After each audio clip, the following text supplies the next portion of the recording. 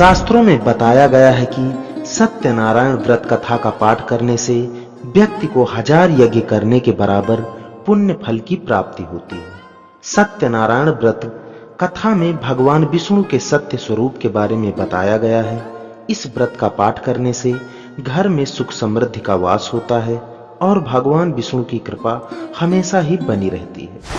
जय श्री कृष्ण दोस्तों, स्वागत है आपका अपने YouTube चैनल पंडित के टोटके में। मैं पंडित अनुज तिवारी आपका बहुत बहुत स्वागत करता हूं। आपसे निवेदन करता हूं, कृपया कथा पूरी सुने। एक समय की बात है, नैमिषारण्य तीर्थ में शौनकादि 88,000 ऋषियों ने श्री सूत जी से पूछा, हे प्रभु, इस कलयुग में वेद विद्या रहित मनुष्यों को प्रभु भक्ति किस प्रकार मिल सकती है तथा उनका उद्धार कैसे होगा। हे मुनिश्रेष्ठ, ऐसा कोई तप बताइए जिससे थोड़े समय में ही पुण्य फल मिले और मन वांछित फल की प्राप्ति हो जाए। इस प्रकार की कथा सुनने की हम इच्छा रखते हैं। सर्व शास्त्रों के ज्ञाता सूत जी बोले, हे वैष्णव में पूज्य, आप सभी ने प्राणियों के हित की बात पूछी है, इसलिए मैं एक श्रेष्ठ व्रत को आप लोगों को बताऊंगा जिसे नारद जी ने श्री लक्ष्मी नारायण जी से पूछा था और लक्ष्मीपति ने मुनि श्रेष्ठ नारद जी से कहा था। आप सब इसे ध्यान पूर्वक सुनिए। एक समय की बात है, योगी राज नारद जी दूसरों के हित की इच्छा के लिए अनेकों लोकों में घूमते हुए मृत्युलोक में आ पहुंचे। यहाँ उन्होंने अनेक योनियों में जन्मे प्रायः सभी मनुष्यों को अपने कर्मों द्वारा अनेकों दुखों से पीड़ित देखा। उनका दुख देख नारद जी सोचने लगे कि कैसा यत्न किया जाए जिसके करने से निश्चित रूप से मानव के दुखों का अंत हो जाए। इसी विचार पर मनन करते हुए वह विष्णु लोक में आ गए। वहां देवों के ईश नारायण की स्तुति करने लगे, जिनके हाथों में शंख चक्र गदा और पद्म थे, गले में वरमाला पहने हुए थे। स्तुति करते हुए नारद जी बोले, हे भगवान, आप अत्यंत शक्ति से संपन्न हैं। मन तथा वाणी भी आपको नहीं पा सकती। आपका आदि मध्य तथा अंत नहीं है। निर्गुण स्वरूप सृष्टि के कारण भक्तों के दुख को दूर करने वाले हैं। मेरा आपको नमस्कार है। नारद जी की स्तुति सुन विष्णु भगवान बोले, हे मुनिश्रेष्ठ, आपके मन में क्या बात है? आप किस काम के लिए पधारे हैं? उसे निसंकोच कहो। इस पर नारद जी बोले, मृत्युलोक में अनेक योनियों में जन्मे मनुष्य अपने कर्मों के द्वारा अनेकों दुखों से दुखी हो रहे हैं। हे नाथ, आप मुझ पर दया रखते हैं तो बताइए कि वो मनुष्य थोड़े प्रयास से ही अपने दुखों से कैसे छुटकारा पा सकते हैं। श्री हरि बोले, हे नारद, मनुष्यों की भलाई के लिए तुमने बहुत अच्छी बात पूछी है, जिसके करने से मनुष्य मोह से छूट जाता है। वह बात मैं कहता हूँ, उसे ध्यान से सुनो। स्वर्गलोक व मृत्युलोक दोनों में एक दुर्लभ उत्तम व्रत है जो पुण्य देने वाला है। आज प्रेमवश मैं तुमसे कहता हूँ, श्री सत्यनारायण भगवान का यह व्रत अच्छी तरह विधान पूर्वक करके मनुष्य तुरंत ही यहाँ सुख भोग कर मरने पर मोक्ष को प्राप्त करता है। श्री हरि के वचन सुन नारद जी बोले कि उस व्रत का फल क्या है और उसका विधान क्या है। यह व्रत किसने किया था? इस व्रत को किस दिन करना चाहिए? सभी कुछ विस्तार से बताइए। नारद की बात सुनकर श्री हरि बोले, दुख व शोक को दूर करने वाला, यह सभी स्थानों पर विजय दिलाने वाला, मानव को भक्ति व श्रद्धा के साथ शाम को श्री सत्यनारायण की पूजा धर्म परायण होकर ब्राह्मणों व बंधुओं के साथ करनी चाहिए। भक्ति भाव से ही नैवेद्य, केले का फल, घी, दूध और गेहूं का आटा सवाया लें।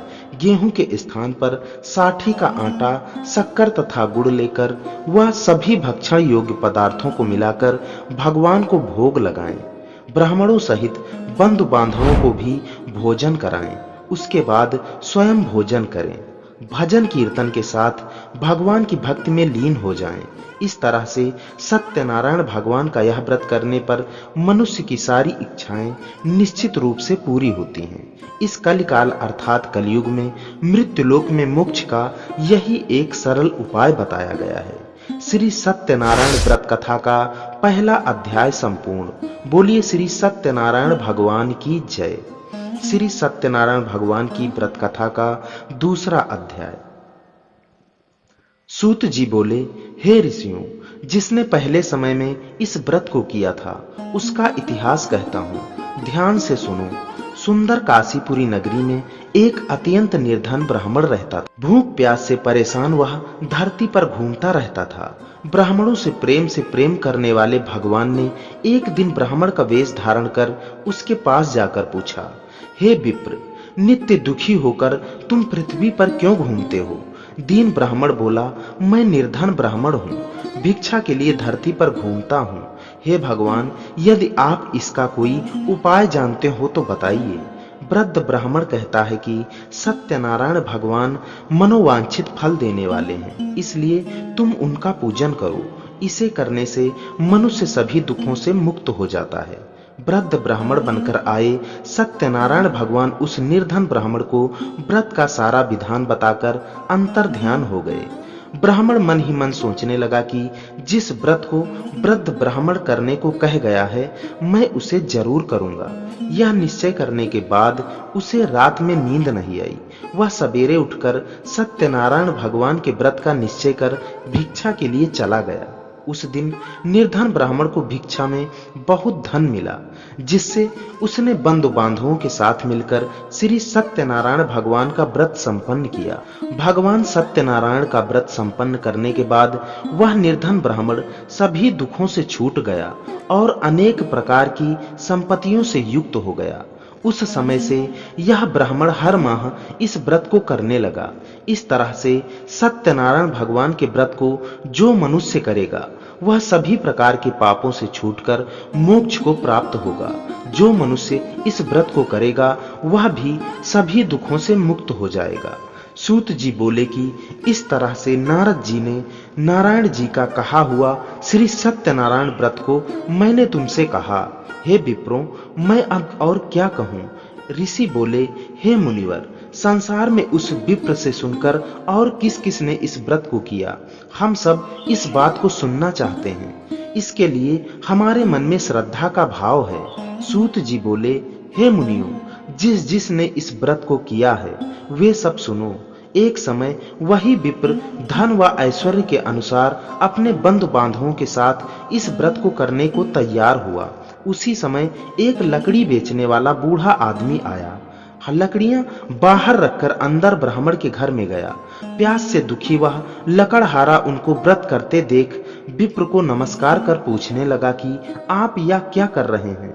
तो उन्होंने बताया कि व्रत कर रहा हूं तथा इसे करने से क्या फल मिलेगा, कृपया मुझे भी बताइए। ब्राह्मण ने कहा कि सब मनोकामनाओं को पूर्ण करने वाला यह सत्यनारायण भगवान का व्रत है। इनकी कृपा से ही मेरे घर में धन धान्य आदि की वृद्धि हुई है। विप्र से सत्यनारायण व्रत के बारे में जानकर लकड़हारा बहुत प्रसन्न हुआ। चरणामृत लेकर वह प्रसाद खाने के बाद अपने घर गया। लकड़हारे ने अपने मन में संकल्प किया कि आज लकड़ी बेचने से जो धन मिलेगा उसी से श्री सत्यनारायण भगवान का व्रत करूंगा। मन में इस विचार को ले बूढ़ा आदमी सिर पर लकड़ियां रखकर उस नगर में बेचने गया जहां धनी लोग रहते थे। उस नगर में उसे अपनी लकड़ियों के दाम पहले से 4 गुना अधिक मिलते हैं। बूढ़ा प्रसन्नता के साथ दाम लेकर केले, शक्कर, घी, दूध, दही और गेहूं का आटा लेकर भगवान सत्यनारायण व्रत की अन्य सामग्रियां लेकर अपने घर गया। वहां उसने अपने बंधु बांधवों को बुलाकर विधि विधान से सत्यनारायण भगवान का पूजन और व्रत किया। इस व्रत के प्रभाव से वह बूढ़ा लकड़हारा धन पुत्र आदि से युक्त होकर संसार के समस्त सुख भोग अंत में बैकुंठ धाम चला गया। श्री सत्यनारायण व्रत कथा का दूसरा अध्याय संपूर्ण। बोलिए श्री सत्यनारायण भगवान की जय। सत्यनारायण भगवान की व्रत कथा का तीसरा अध्याय। सूत जी बोले, श्रेष्ठ मुनियों, अब आगे कहता हूं। पहले समय में उल्कामुख नाम का एक बुद्धिमान राजा था। वह सत्यवक्ता और जितेंद्रिय था। प्रतिदिन देव स्थानों पर जाता और निर्धनों को धन देकर उनके कष्ट दूर करता था। उसकी पत्नी कमल के समान मुख वाली तथा सती साध्वी थी। भद्रशिला नदी के तट पर उन दोनों ने श्री सत्यनारायण भगवान का व्रत किया। उसी समय साधु नाम का एक वैश्य आया। उसके पास व्यापार करने के लिए बहुत सा धन भी था। राजा को व्रत करते देखकर वह विनय के साथ पूछने लगा, हे राजन, भक्ति भाव से पूर्ण होकर आप क्या कर रहे हैं? मैं सुनने की इच्छा रखता हूं, तो आप मुझे बताइए। राजा बोला, हे साधु, अपने बंधु बांधवों के साथ पुत्रादि की प्राप्ति के लिए एक महाशक्तिमान श्री सत्यनारायण भगवान का व्रत व पूजन कर रहा हूं। राजा के वचन सुन साधु आदर से बोला, हे राजन, मुझे इस व्रत का सारा विधान कहिए। आपके कथानुसार मैं भी इस व्रत को करूंगा। मेरी भी संतान नहीं है और इस व्रत को करने से निश्चित रूप से मुझे संतान की प्राप्ति होगी। राजा से व्रत का सारा विधान सुन व्यापार से निवृत्त हो वह अपने घर गया। साधु वैश्य ने अपनी पत्नी को संतान देने वाले इस व्रत का वर्णन कह सुनाया और कहा कि जब मेरी संतान होगी तब मैं इस व्रत को करूंगा। साधु ने इस तरह के वचन अपनी पत्नी लीलावती से कहे। एक दिन लीलावती पति के साथ आनंदित हो सांसारिक धर्म में प्रवृत्त होकर सत्यनारायण भगवान की कृपा से गर्भवती हो गई। 10वें महीने में उसके गर्भ से एक सुंदर कन्या ने जन्म लिया। दिनों दिन वह ऐसे बढ़ने लगी जैसे शुक्ल पक्ष का चंद्रमा बढ़ता है। माता पिता ने अपनी कन्या का नाम कलावती रखा। एक दिन लीलावती ने मीठे शब्दों में अपने पति को याद दिलाया कि आपने सत्यनारायण भगवान के जिस व्रत को करने का संकल्प किया था उसे करने का समय आ गया है। आप इस व्रत को करिए। साधु बोला, हे प्रिय, इस व्रत को मैं उसके विवाह पर करूंगा। इस प्रकार अपनी पत्नी को आश्वासन देकर वह नगर को चला गया।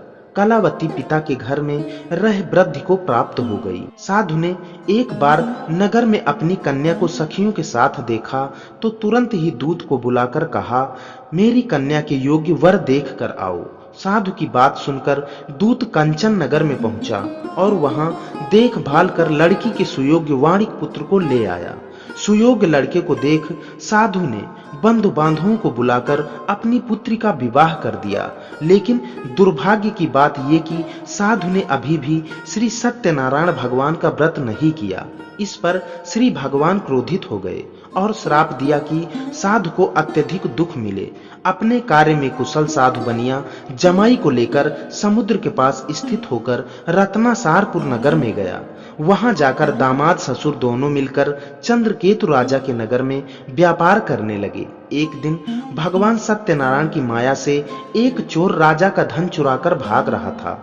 उसने राजा के सिपाहियों को अपना पीछा करते देख चुराया हुआ धन वहां रख दिया जहां साधु अपने जमाई के साथ ठहरा हुआ था।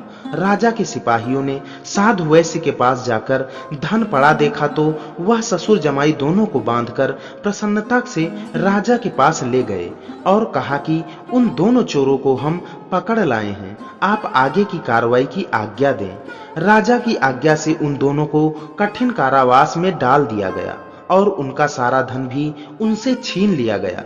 श्री सत्यनारायण भगवान के श्राप से साधु की पत्नी भी बहुत दुखी हुई।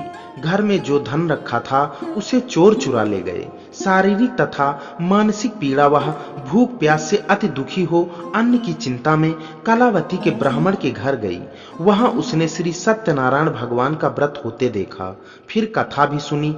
वह प्रसाद ग्रहण कर वह रात को घर वापस आई। माता ने कलावती से पूछा कि हे पुत्री, अब तक तुम कहाँ थी? तेरे मन में क्या है?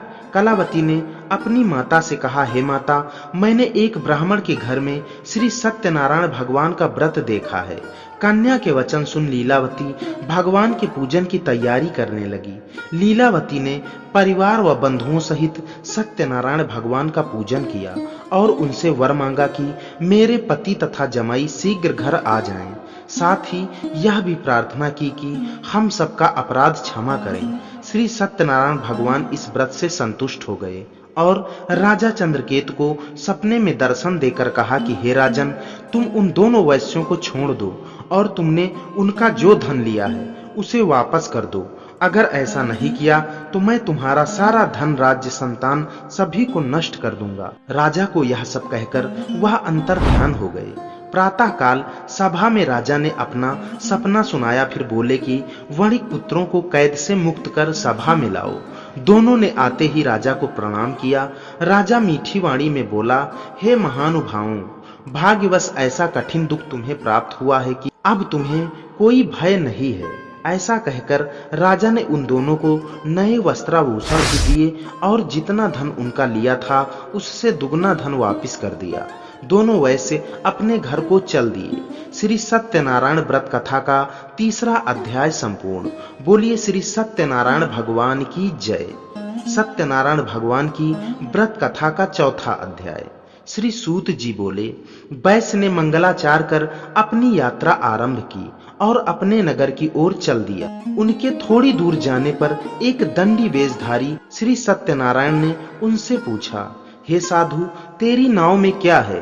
अभिवाणी वणिक हंसता हुआ बोला, हे दंडी, आप क्यों पूछते हो?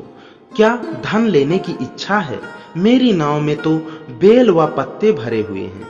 वैश्य के कठोर वचन सुन भगवान बोले, तुम्हारा वचन सत्य हो। दंडी ऐसे वचन कहकर वहां से दूर चले गए। कुछ दूर जाकर समुद्र के किनारे बैठ गए।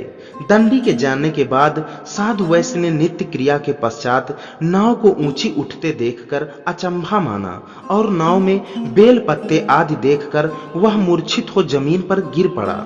मूर्छा खुलने पर वह अत्यंत शोक में डूब गया।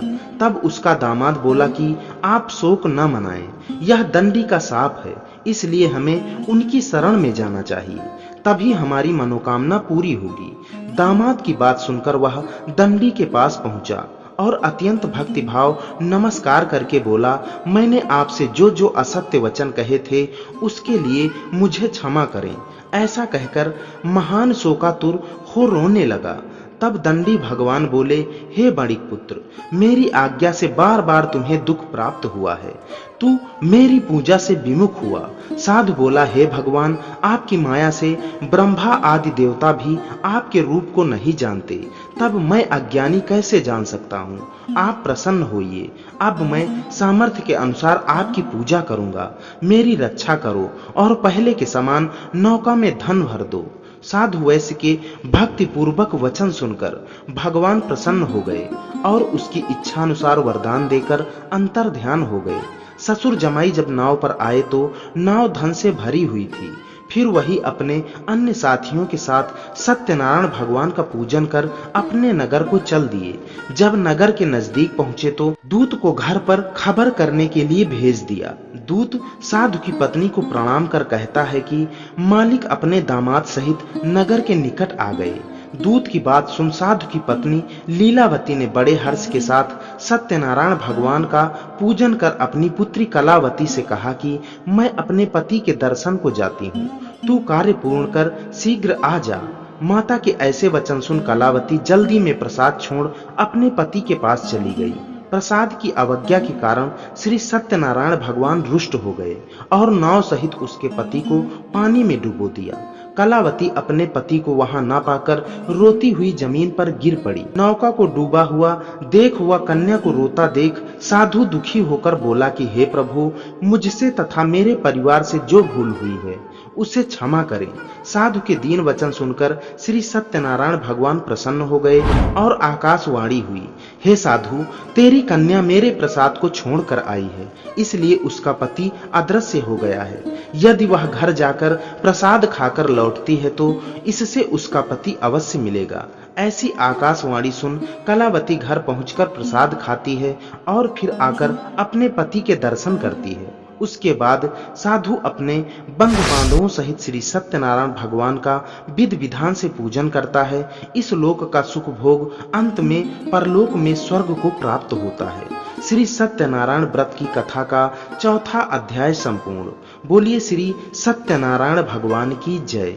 श्री सत्यनारायण भगवान की व्रत कथा का 5वां अध्याय। सूत जी बोले, हे ऋषियों, मैं और भी एक कथा कहता हूँ, उसे भी ध्यान पूर्वक सुनो।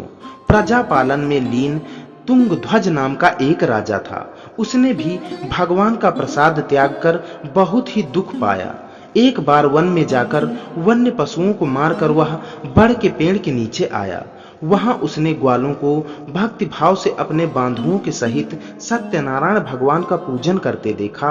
अभिमानवश राजा ने उन्हें देखकर भी पूजा स्थान में नहीं गया और न ही उसने भगवान को नमस्कार किया। ग्वालों ने राजा को प्रसाद दिया, लेकिन उसने वह प्रसाद नहीं खाया और प्रसाद को वहीं छोड़ वह अपने नगर को चला गया। जब वह नगर में पहुंचा तो वहां सब कुछ तहस नहस हुआ पाया, तो शीघ्र वह समझ गया कि सब भगवान ने ही किया है। वह दोबारा ग्वालों के पास पहुंचा और विधि पूर्वक पूजा के प्रसाद को खाया, तो श्री सत्यनारायण भगवान की कृपा से वह पहले जैसा हो गया। दीर्घ काल तक सुख भोगने के बाद मरणोपरांत उसे स्वर्गलोक की प्राप्ति हुई। जो मनुष्य परम दुर्लभ इस व्रत को करेगा तो भगवान सत्यनारायण की अनुकंपा से उसे धन धान्य की प्राप्ति होगी, निर्धन धनी हो जाता है और भय मुक्त हो जीवन जीता है। संतानहीन मनुष्य को संतान सुख मिलता है और सारे मनोरथ पूर्ण होने पर मानव अंतकाल में बैकुंठ धाम को जाता है। सूत जी बोले, जिन्होंने पहले इस व्रत को किया है, अब उनके दूसरे जन्म की कथा कहता हूँ, उसे ध्यान पूर्वक सुनो। वृद्ध सतानंद ब्राह्मण ने सुदामा का जन्म लेकर मोक्ष की प्राप्ति की। लकड़हारे ने अगले जन्म में निषाद बनकर मोक्ष प्राप्त किया। उल्कामुख नाम का राजा दशरथ होकर बैकुंठ को गए। साधु नाम के वैश्य ने मोरक ध्वज बनकर अपने पुत्र को आरे से चीरकर मोक्ष पाया। महाराज तुंग ध्वज ने स्वयंभू होकर भगवान में भक्ति युक्त हो कर्म को मोक्ष पाया। श्री सत्यनारायण व्रत कथा का 5वां अध्याय संपूर्ण। बोलिए श्री सत्यनारायण भगवान की जय। तो दोस्तों, मित्रों, माताओं, बहनों, यह थी श्री सत्यनारायण भगवान की संपूर्ण व्रत कथा। आशा करता हूं आपको कथा पसंद जरूर आई होगी। आपसे निवेदन है, कृपया चैनल को सब्सक्राइब जरूर करें, साथ ही वीडियो को लाइक करें, कमेंट में जय श्री सत्यनारायण भगवान की जय जरूर लिखें, अपने दोस्तों मित्रों को शेयर भी करें। इसी के साथ विदा लेते हैं, मिलते हैं किसी नई कथा नए उपायों के साथ। तब तक के लिए जय श्री कृष्ण।